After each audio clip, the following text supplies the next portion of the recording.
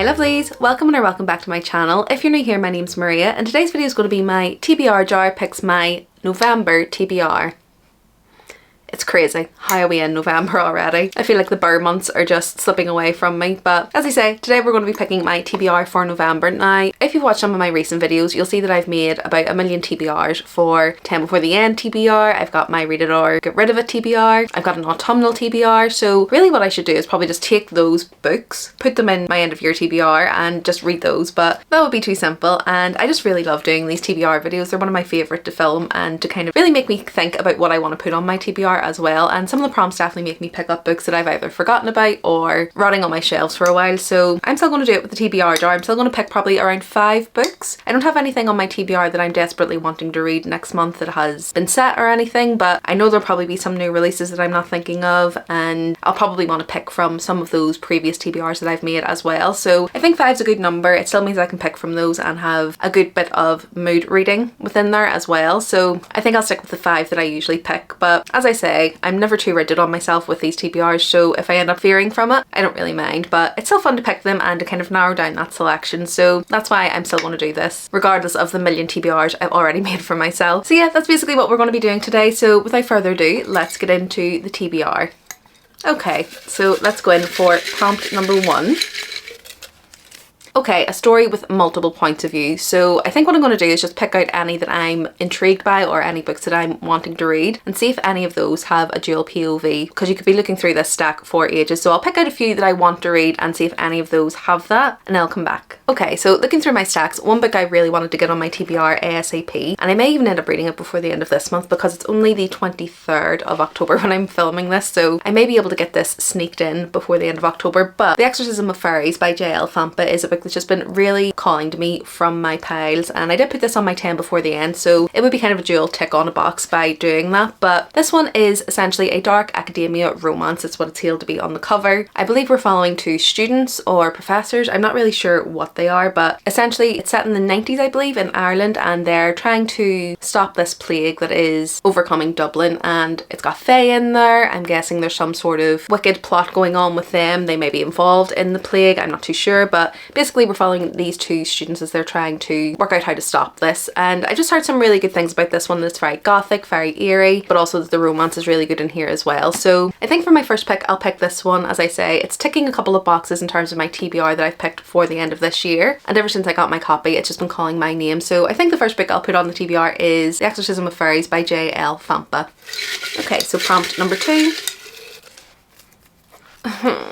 Okay, so this prompt just says intimidating. There's quite a few that I could probably put on my TBR because of that, but let me just have a look and see what my most intimidating books are, or books that I've been avoiding, and we'll maybe pick from a few of those. Okay, so I've got a few of my more intimidating books from my TBR, and mostly it's just because they're a bit more high fantasy or a bit more kind of intricate, and I'm just scared I'm not going to understand them. But the first one I've got is The Children of Gods and Fighting Men by Shauna Lawless. She is a local author and I've heard some amazing things about this series. In terms of anyone that I've seen that's actually read it has absolutely loved it. I don't think it's a kind of series that's taken off or anything, in terms of I haven't seen a lot of people talking about it, but the people that have all give a kind of a shining 5 or 6 stars. And I did pick this up quite a while ago because I did want to read it because it's a local author. I think this has a lot to do with kind of Irish mythology, Irish history. I think there is some kind of magical realism almost in here, and it's talking about, you know, a society that's on the brink of war. I think it's very much a character study as well in terms of the characters that we're following in here, and I mean it has a lot of things that I'm really interested in, like the Irish history and things like that, so that's one of the main reasons I wanted to pick this one up. I then have 2 books by John Gwynne, and I'm always in between which one I want to start first, whether it's Malice or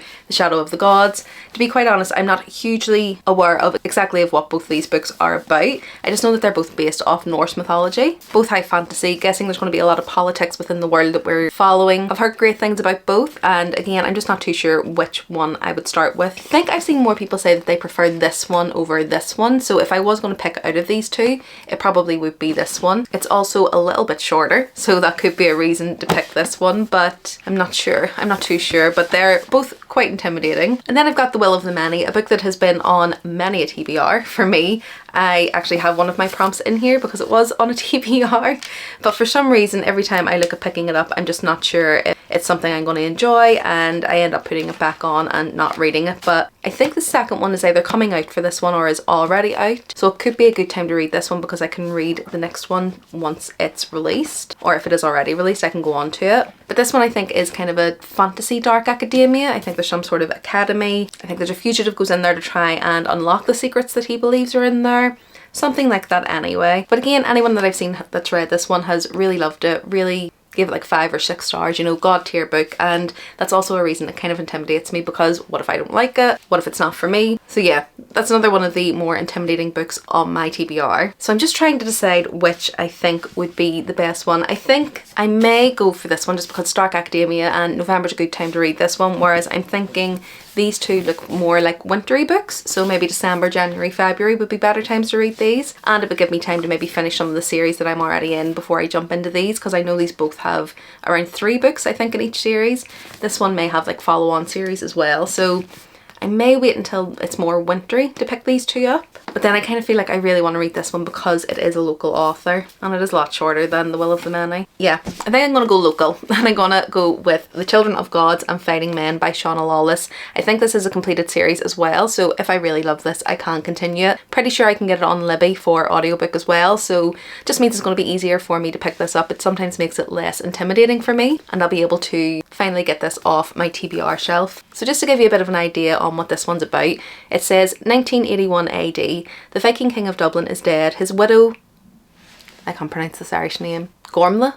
I'm terrible at Irish names, which is tragedy to my Irish heritage, has ambition for herself and her son, but Ireland is a dangerous place and kings tend not to stay kings for long. Okay, I'm gonna have to look up how to say this. Okay, I looked it up, it is Gormla. Okay, I'm better than I thought. But Gormla also has a secret. She's a Fomorian, an immortal who can do fire magic. She has kept her powers hidden, for there are other immortals in this world, like the Tuatha De Danann, warriors who are sworn to kill Fomorians. Fola is one of the Tuatha De Danann with a gift of healing. Her kind are forbidden to live amongst the mortals. When Fola agrees to help her kin by spying on Brian Borrow, a powerful man who aims to be the High King of Ireland, she finds the land on the brink of war, one she is desperate to stop. Yet preventing the loss of mortal lives is far from easy, with Ireland in turmoil and the Fomorians on the rise. So obviously a very pivotal point in the story here is the looming war. There's going to be a lot of tension, a lot of political intrigue I would imagine, and just really intrigued to see how she incorporates the Irish history with this kind of more fantastical side of things. So I've had this on my TBR for far too long, and I always do want to try and support local authors as much as possible, so really excited to get this on the November TBR. Okay, and prompt number 3. A book with a red cover. Could have picked this one, but let's have a look and see what else I have. Okay, so the 2 that I've picked up is The Bone Charred Daughter by Andrea Stewart. I have had this on my TBR for a little while and have had this series on my radar for a while as well. Heard great things about it. And then I also have The Wolf and the Woodsman by Ava Reid. Now, I think just because this is a standalone, I think this is the one I'm going to end up going for, considering that last one is starting another high fantasy series, which I think The Bone Charred Daughter is as well. It's a bit more high fantasy. So I think for this prompt, I'm going to go for The Wolf and the Woodsman by Ava Reid. Now, I think this might have been her debut novel. I've read a few books by Ava Reid before, really like her writing style. Some of her stories are a bit hit and miss with me, but for the most part, I always really enjoy her writing. So I'm intrigued to read this one to see what I think about it, because I think this is a favourite for most people who like Ava Reid. And I think in this one we're following a village where basically every year they sacrifice a girl without power to this king, essentially, as a blood sacrifice, and we're obviously following the girl who ends up getting sacrificed in this one. And I think we're just following the story between her and this woodsman who is tasked with bringing her to the king for this blood sacrifice. I think there is a bit of a romance in here. I think it's probably going to have a gothic and eerie theme, so perfect for November. And this is on my autumn TBR as well, so again it would be ticking off a box on there and making sure I'm actually picking up some of the books that I really wanted to focus on this season. So yeah, I think I'm going to pick up The Wolf and the Woodsman by Ava Reid, since it basically has an all red cover and it's been on my TBR for quite some time. Prompt number 4. Okay, so a book with a number in the title. So let's see, do we have any on here that have a number in the title? Okay, so that was pretty easy because I only have one book that has a number in the title, and that's The Devil Makes Three by Tori Bovalino. Now, you may have heard of this author, but under a slightly different pen name, Fiel Bovalino, as she wrote The Second Death of Locke, which I read recently, really loved it. I've also read My Throat an Open Grave by this author under this pen name, and again, really liked it. Very gothic, very atmospheric. It is YA, I believe, but it did still delve into quite a few dark themes in there. So I haven't wanted to pick this one up because I have really enjoyed her writing. Now this one, I believe it centers around this book that kind of brings evil within the school library. I think these two, I'm guessing teenagers because this is YA, stumble upon an ancient book and it basically brings turmoil to their school and they have to do what they can to get the monsters or whatever it is that have been unleashed from this book back in there and save the school, essentially. I think there's going to be a little bit of tension and angst and romance between the two. So yeah, I think this would be a really good atmospheric read for November. Probably would have been a good October read as well, but didn't end up putting it on my TBR. But I do think that November would still be a good month to read this one because it's still kind of that spooky season for me. I don't really think of Christmas until December. So for me, November is very much still autumn. So I think this would actually be a pretty good pick for that time of year. So yeah, I think for the fourth prompt, I will put on The Devil Makes Three by Tori Bovolino. Okay, prompt number 5. Oh. I don't know where I got this prompt, but it's a book set in the woods, mountains, or on a ship. Okay, let's have a look and see what I have. I mean, The Wolf and the Woodsman probably would have been a really good one again, but let me have a look and see what else I have. So there's probably books that I'm missing, but the two most obvious ones that I've seen are The Drowned Woods by Emily Lloyd-Jones. I think she usually does like Welsh mythology retellings. Again, I've read one book by her before, really enjoyed it. It was called The Bone Houses. Very gothic, very atmospheric. It was YA again, but again, it was quite dark, so I really did enjoy that one. And this is on my read it or get rid of it. So again, I could be ticking another box with this one. And then I do also have A Dark and Drowning Tide by Alison Saft. I'm pretty sure this is set in a ship in some sort of expedition. I think there's a murder mystery or something like that goes on. Okay, and there's also, so I think there's a ship, there's also a dark forest as well. So it kind of ticks off 2 of the requirements on that prompt. But I think just because I have had this for longer and it is on my read it or get rid of it, I think it would be a good opportunity to read this one and get it off my shelves. So I think I'm going to pick this one, but I may end up picking that one up anyway because it does sound really good. But this one, it just says, once upon a time, the kingdoms of Wales were rife with magic and conflict. An 18-year-old Merid or Mer is well acquainted with both. As the last living water diviner, she can manipulate water with magic, a unique elemental power many would kill to possess. For years, Mer has been running from the prince who bound her into his service and forced her to kill thousands with her magic. Now all Mer truly wants is to be safe, have a quiet life far from power and politics. But then Mer's old handler, the king's spy master, returns with a proposition: use her powers to bring down the fairy prince that abused them both. With the help of the fae-cursed man, a snarky thief and a corgi that may or may not be a spy, Mer must decide if she is prepared to run for the rest of her life or to stand and fight for the freedom and peace. It says it's a part heist novel, part dark fairy tale and rich with Welsh legends. So it sounds like it could actually be quite a fun read, and I think it's quite short as well, so I don't think it would take me too long to read this one. It's also a standalone, so I'm not jumping into another series or anything. So yeah, I think I'll pick this one for the 5th prompt for November. So I know we did say that we were going to pick 5, but I think because I've ticked off quite a few boxes in my kind of 10 before the end, read it or get rid of it, autumnal TBR, I will pick another 2 just to round out this TBR, which still gives me some room for mood reading and ticking off some of the other items on those lists. So let's go for a 6th prompt. Okay, a title that includes a number / colour. So we've already done number, which I only have one. So let's go with the colour. Okay, so looking at my list, I think the only one that I have that is kind of colour adjacent, at least. No, this is a colour. Rouge. Rouge by Mona Awad. This one I think is about kind of the beauty industry. I think we get a woman who is obsessed with like beauty treatments and things like that.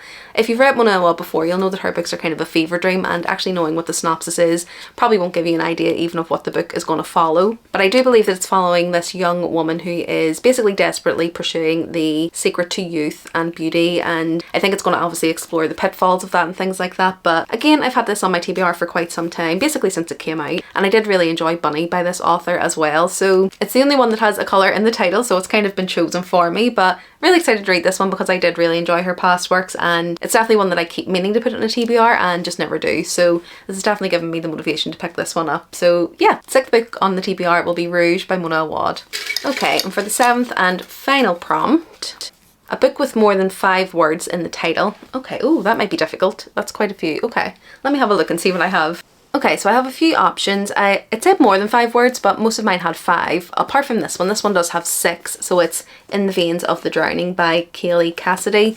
Not too sure what this one's about. I think it's quite gothic and dark, but it's around sirens or something like that. A bit more of a recent release, but I've heard some good things about this one. I do then also have, obviously, A Dark and Drowning Tide, which has 5 words. Maybe this is telling me that I should get this on my TBR. I then have The Book That Wouldn't Burn by Mark Lawrence. I'll be honest, I'm not in the mood for this, so I'm going to put it back. Heard some great things about it, but I just know I'm not in the mood for it. And then I do have Daughter of the Drowned Empire by Frankie Diane Mallis, which I think this is quite a long series, but I think it is a romantasy from my understanding. So could be fun to get a bit of a romantasy on my TBR, because I haven't read a really good one in a little while, so that might be interesting. However, it is part of a series, so I think straight away I'm going to discount this one just because I am trying to not start too many new series before the end of the year, and I'm trying to finish out any that I've already started, so I'm going to put this back just for that reason. So it's between these two, and I have heard great things about this one, and it is blurbed by Rachel Gillig and Ava Reid, who are two of my favourite authors. I really enjoy their writing. And I'm not sure, I think, is this a standalone as well? I'm pretty sure it is. Yeah, I think this is a standalone, so In the Veins of the Drowning. As I say, I think it's a dark fantasy surrounding sirens. Guessing there's going to be a siren killer and a siren. There's probably going to be a romance there as well. So it does sound like quite an intriguing premise. And then, as I say about this one, I think it's kind of an expedition. There's murder mystery, and we've got two characters who end up growing closer together. I think this is sapphic as well, but they grow closer together as they go on that expedition. Pretty sure this is a standalone as well. So I think what I'll do, let me read the first kind of sentence of each book to pick, because I really can't pick between these two, but I'll see if the first sentence intrigues me or which one kind of sounds better. So in A Dark and Drowning Tide, the first sentence is, Sylvia was in the river again. Lorelei didn't need to see her to be certain of it. Crowds, after all, were the smoke to Sylvia's fire. Okay. It's not jumping at me, but I'm intrigued. There is like a little prologue in this one, but I think I'll jump into kind of the first chapter and read the first sentence, and it says, the air had grown heavy with the scent of the sea. I could nearly taste it, curling through the warm throne room like a tentacle. It filled me with an upending sort of dread.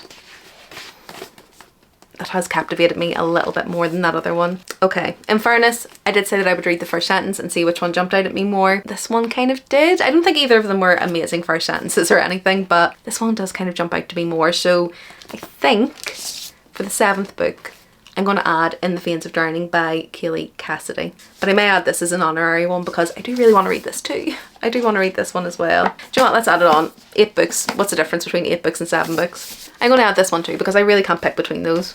So that's it. That's the 8 books I'm going to be adding to my TBR. I think I'm being slightly ambitious with this because I know I will want to mood read. There's probably new releases that I have. I probably have arcs that I need to get read, but I'm not too strict on myself with these TBRs. But just to have a run through of what we've put on there, I've got A Dark and Drowning Tide by Alison Saft, In the Veins of the Drowning by Kaylee Cassidy, Rouge by Mona Awad, The Drowned Woods by Emily Lloyd Jones, The Devil Makes 3 by Tori Bovalino, The Wolf and the Woodsman by Ava Reid, The Children of Gods and Fighting Men by Shauna Lawless, and then The Exorcism of Fairies by J.L. Fampa. So that's it. That's my pretty ambitious stack for November. I mean, I usually read between 10 and 12 books a month, so hopefully if I do get a good start on these, I should be able to get these in all in November, but we'll just see where the mood takes me. But I am actually really excited about all of these reads, so I'm pretty confident I should be able to get to these in November. Let me know what you're putting on your TBR for November, and let me know if you're struggling like me with making so many TBRs that you're having to make a TBR from your TBRs. But just let me know what you're prioritizing in November and kind of for the end of the year. And if you don't have anything to comment, just put a little book emoji to let me know you got to the end. If you like this video, do remember to give it a like, and if you want to see more from me, remember to subscribe. I post 2 videos per week, and it's videos like this, so TBR jars, reading vlogs, book shopping, all good bookish things like that. Other than that, thanks so much for watching this one. I hope you enjoyed it, and I'll see you in the next one soon. Bye!